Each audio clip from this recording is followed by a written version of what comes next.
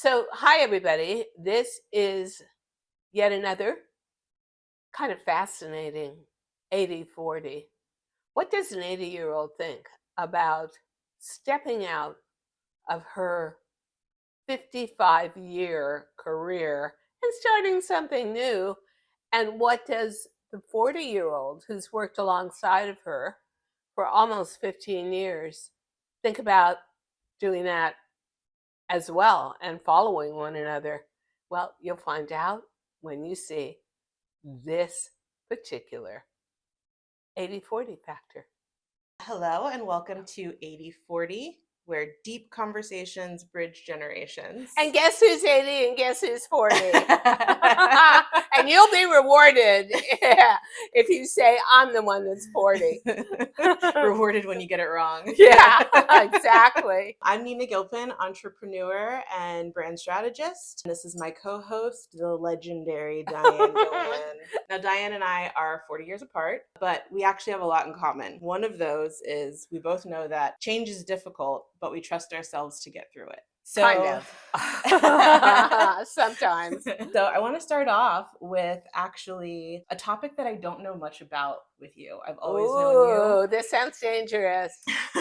I've always known you as a single, independent woman. Yeah. So I want to talk about who you were as a spouse, and then changing from spouse to caregiver, and then from caregiver to widower, how you kind of got through that. That took years to get through. I met Jim. We met through strange circumstances. It wasn't like I was in a club and, picked up a guy. We just met through friends who had friends who had friends. I had a really weird experience. You ever remember a movie with Diane called Looking for Mr. Goodbar? I was in a club. A guy followed me home. He got past the doorman. The doorbell rang at about 1 a.m. in the morning. It was Memorial Day weekend. I was in a big apartment building. Neighbors not home, everybody away. I was stupid enough to open the door. He was on heavy drugs. They said afterwards PCP, and he attacked me. And he threw me through my plate glass table. He took all the food out of the freezer and made me cook it. And then he was threatening to take the hot oil and throw it in my face. Then he beat me up for about 3 hours. Then he passed out finally from the drugs. And I remember running out of my apartment. I wouldn't even wait for an elevator. I went down service steps about 2 floors below. I was sure he was following me. I knocked on someone's door. A woman answered the door. I said, "You've got to let me in. You've got to let me have your phone." And she said, "Get out of here. You're bleeding everywhere." And I looked in and I saw an all white living room. And I said, "Yeah. And guess what? I'm going to bleed all over your white leather sofa, your white rug, if you don't give me a phone." So called 911. They came. They took him away. I went to the hospital, got cleaned up. A few weeks later, I met Jim. And so I was pretty broken. And he had to put me back together again, and that was sort of his specialty. And he did. So it was a relationship based on need. Shortly after I was getting it back together, I never skipped work, but I was really shattered. Nobody would, like when I left the hospital, no taxi would even pick me up. I was so messed up looking. That was the relationship with Jim, was not so much spousal as parental. I don't know how to explain that. But yeah, since I had such a difficult childhood, I felt like I could never find a man I trusted. But here was a man who seemed to have no alternative plan for me, was always patching me up. And eventually I was pretty patched up. I was pretty okay. I was with him almost 20 years. And coming on to about the 9th year, I noticed he was acting really differently. And one day, the fax machine kept ringing. I kept picking up the phone thinking it was a phone call.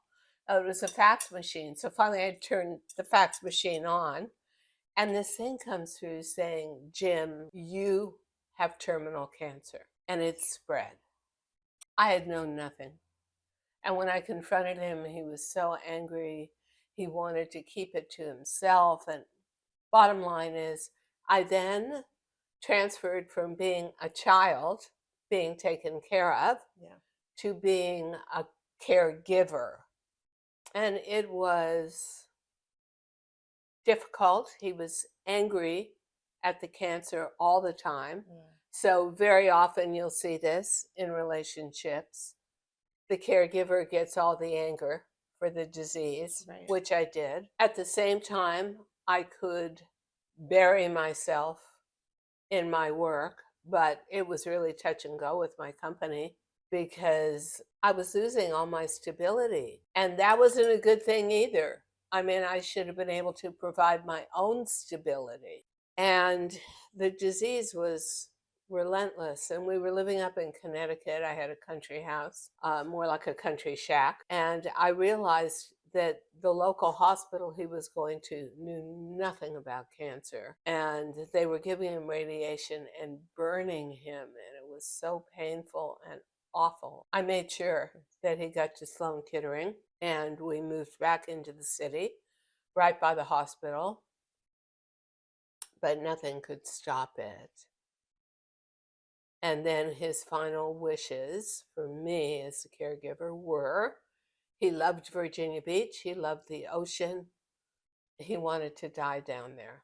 So instead of being in a hospice, we took him down to hotel that had ocean views and you could hear the waves, and he passed on. I, in the meantime, had a major show that night. The night he passed on at about 4 a.m., I had to be on an airplane by about noon, 1 p.m. to get from Virginia Beach to Tampa. I was a wreck. Just a wreck. And I remember walking into the apartment we had down there because I was doing so many shows for HSN, and I tripped and fell because he insisted on lifting the burden for me from taking care of everything.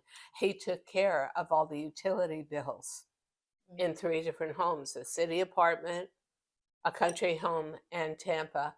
And he hadn't done it because he was dying. And I remember in tears having to call the utility company in Tampa or calling 911 and just saying, please, my husband just died. He took care of all the bills. I'll pay you cash tomorrow morning. I've got to have the lights on. I had to put my makeup on. And then I remember going to the studio, and our buyer, Catherine, said, don't go on. Like, I look like a wreck, right? I had red eyes and swollen face. And I said, no, I can't be alone. I've got to have my audience around me. I've got to have my female community. And I went on air, and I gave him a memorial. I'm going to start crying. And then I went on. And then I had a couple of years that were the loneliest years of my life. It was so horrible to come back to the apartment in the city, and there was nobody in there, just me. And then to just make matters so much worse, he had signed the lease. So they came and told me I had no right to live there. Oh, yeah. And I had to be out in 28 days. Just one thing after the next. But I leave you with this. I remember walking down the street. It was the Upper East Side, over by the river, the East River. And I saw a group of people walking towards me. And they were all laughing and tapping one another on the shoulder and eating croissants because there was the Eli Bakery was right there. And I thought to myself, how long has it been since I laughed or even smiled? I buried myself in my work, and it wasn't really burying myself. I saved myself in my work. I gave meaning back to my life and structure through my work, and it was not so different from the rest of my life because I always respected and nurtured my talent.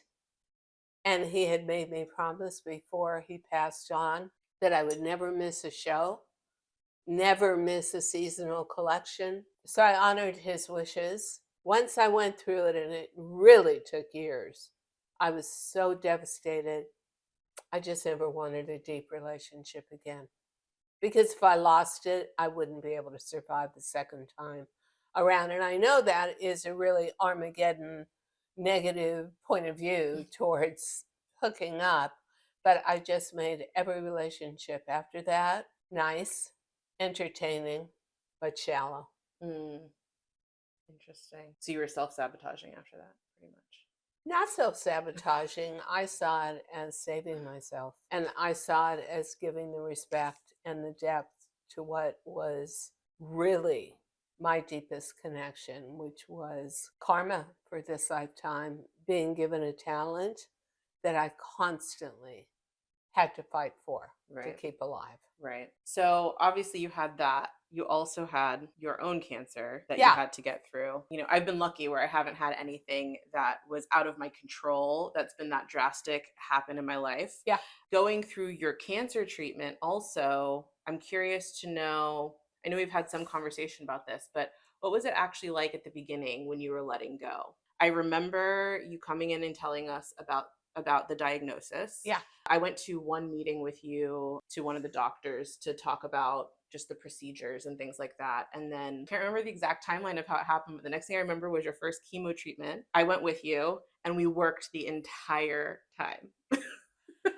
I brought all the sketches. You know what? And you I were, wasn't the only person that did that. A lot of people did that. A lot of people came in and they had something to do for those 2 or 3 hours that Yeah. they were getting the infusion. Otherwise, you're just freaking sitting there thinking about it. Well, the first thing, of course, it brought back all the memories of Jim, but that was 27 years before, about 25 years before. They didn't know anything about cancer. And he started out with prostate cancer. So that's the easiest to cure.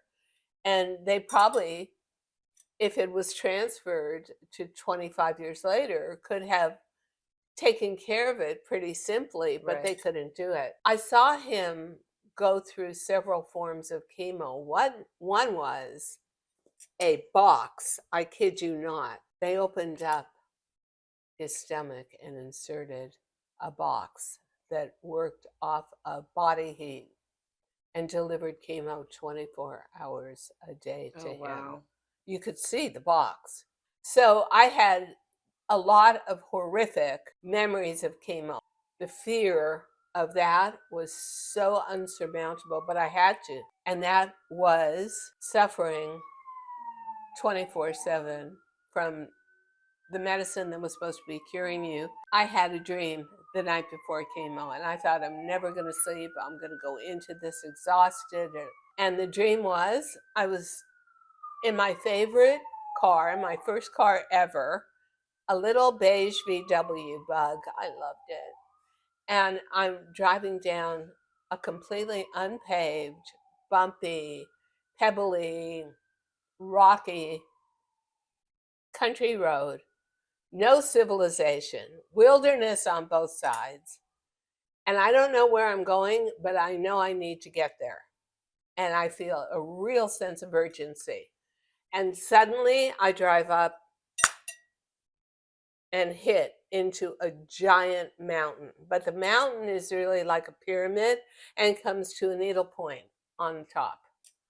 And I think, oh my God, it's so vast. I can't drive around it. I can't get over it. And if I do get to drive straight up, I'm going to be teetering on a needle point at the top and I'm going to crash on the other side. But I try a couple of times anyway, gutting the engine, but I can't.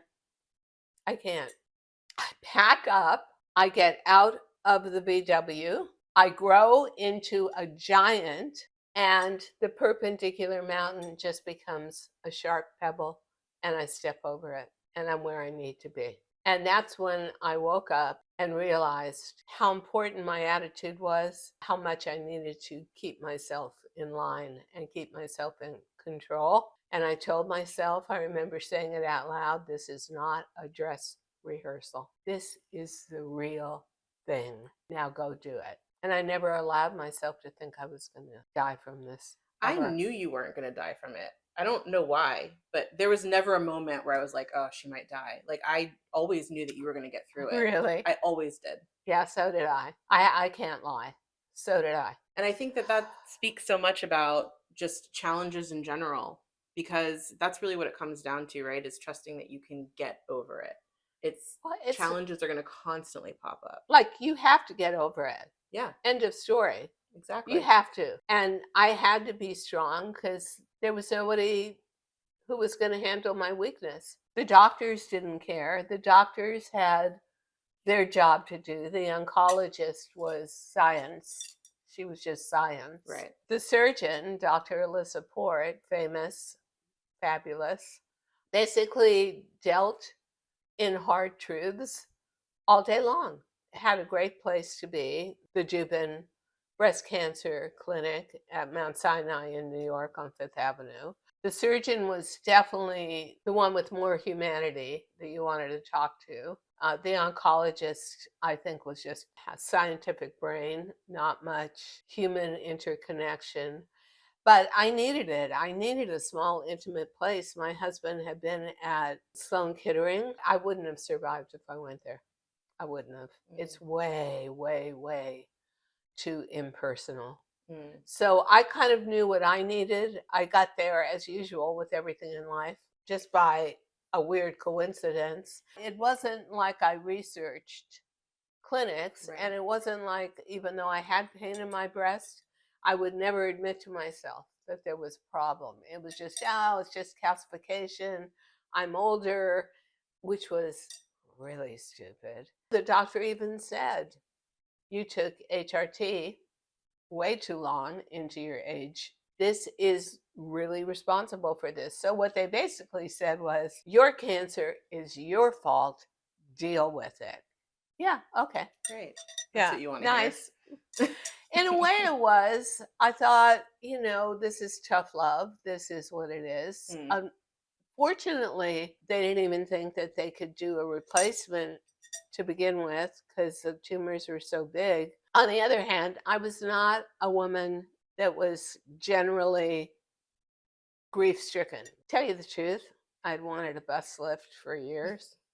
So I sort of saw the positive side of it all.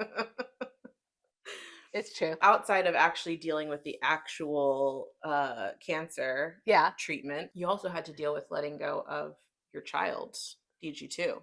It was amazing to be in an industry that was all about talent and original ideas, but I was in a classic corp kind of layered insanity where either your original idea by the time they got to it was so filtered down by so many mediocre layers that it wasn't an idea anymore, or they talked themselves out of it because they'd never seen it before.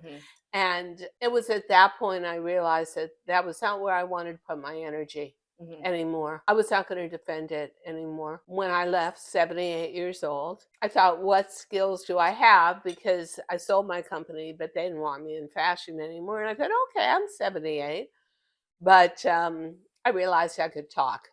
That I had a lot of thoughts on a lot of different subjects, including fashion, and maybe I should step into the future and do something more modern, because I also saw the writing on the wall for tele-retailing. Cable was dying.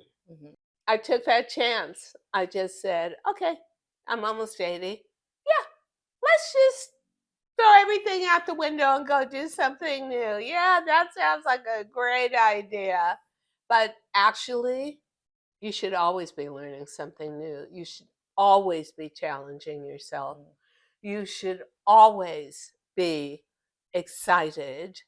And you should also always be honing your skills. I don't care whether it's baking the best chocolate chip cookie in your town or it's being a podcaster. Push yourself, challenge yourself, excite yourself. That is a point. And I have to tell you, I really love what I'm doing. Yeah. And I didn't before. I saw it was wrong for me. And also wrong because, I just saw the Princess of Wales, Kate Middleton, retreat into her private life. She gave up a big week on the international stage, and she was exhausted from all the chemotherapy.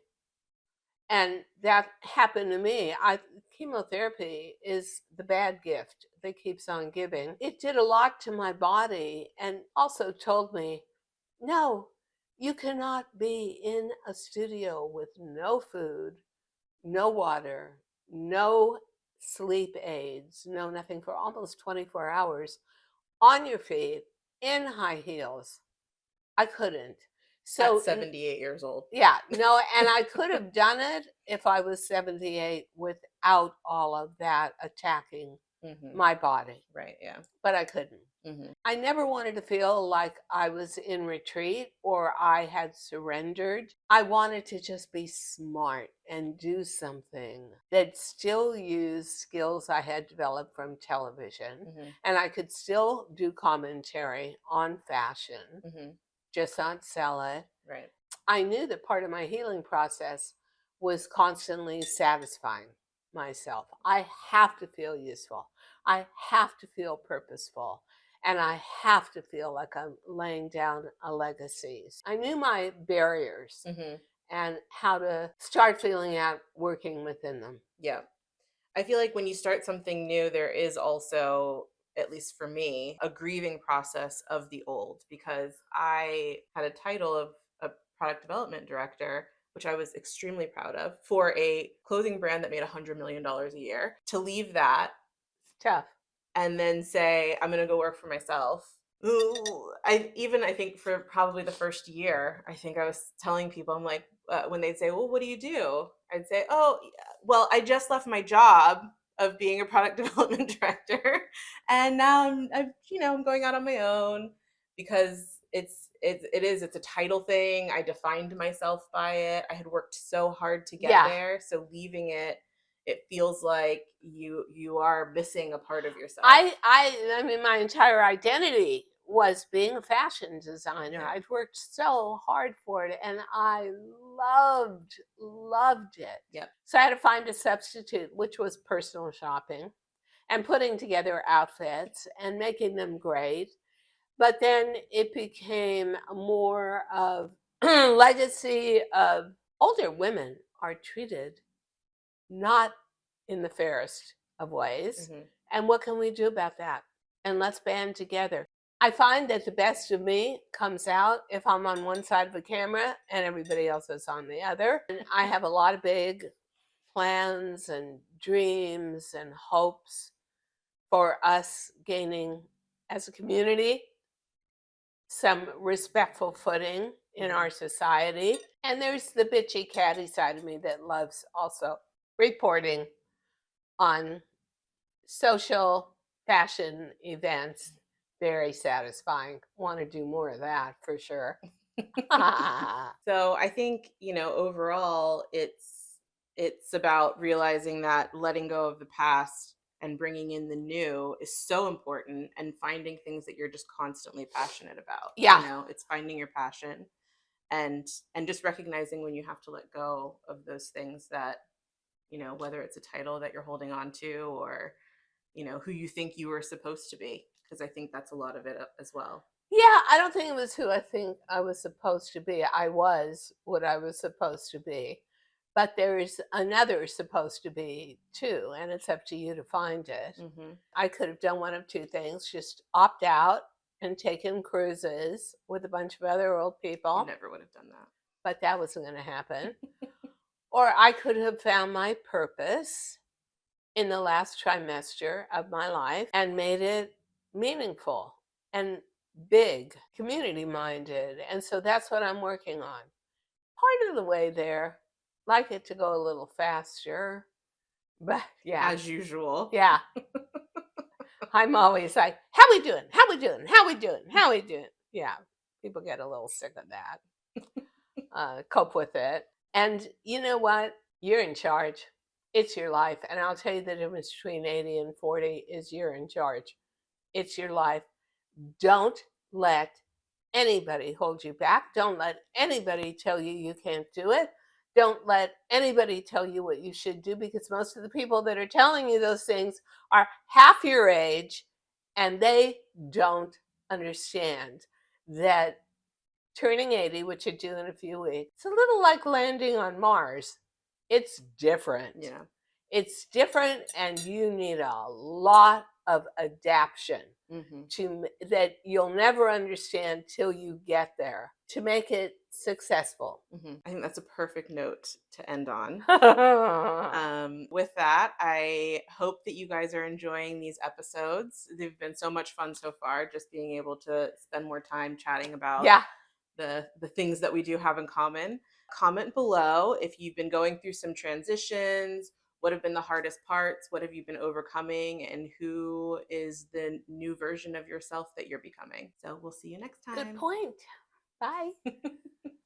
Well, we hope that 80/40 gives you a contrast. If you're just turning 40, big decade birthday, or you're turning 80 like me, where are the overlaps in our lives, in our belief systems, in what gives us pleasure, what gives us pain?